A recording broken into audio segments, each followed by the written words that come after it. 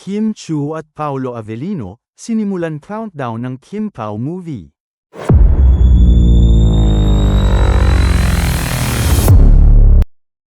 Sinimulan na ng tambalang Kim Chu at Paolo Avellino ang countdown para sa pinakahinihintay nilang movie na My Love Will Make You Disappear.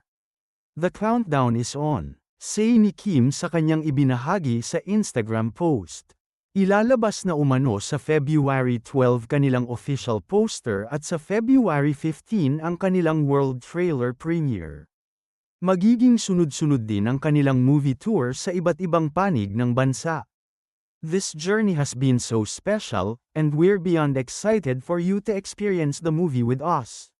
Get ready for an unforgettable time, let's make memories together. Dagdag pa ni Kim. Excited at super kilig naman ang mga fani ng Kim Pao.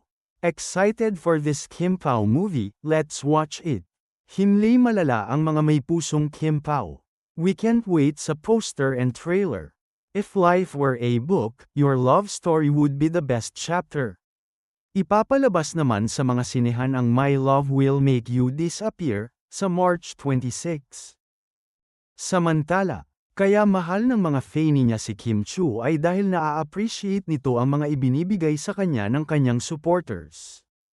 Ikinatuwa ng mga solid fan ang pagbibida ni Kim sa kanyang social media ng bouquet of red roses na bigay sa kanya ng grupo ni @melodyrob81264. Ipinakita nito sa kanyang ex-post ang screenshot ng larawan ni Kim na hawak ang bouquet ng bulaklak habang naglalakad sa hall ng Kapamilya Studio, suot ang isang red dress at bitbit ang bag na ibinibenta nito sa kanyang bag business na House of Bunnies. Ang nasabing shot ay para i-promote ni Kim ang kanyang bags na ipinosti niya sa kanyang social media. Sinamahan din ng fani ang post nito ng rider ng Grab na kinuha ang in-order nilang mga bulaklak. Natutuwang sabi ng fan, bumagay kay Kimi, in-order natin flowers di ba ting hehe. Saka always maganda rin naman, pinipili ko rin kaya pinakuha agad. Bilang pasasalamat, nag-comment si Kim at ni-repost ang post ng nasabing fan.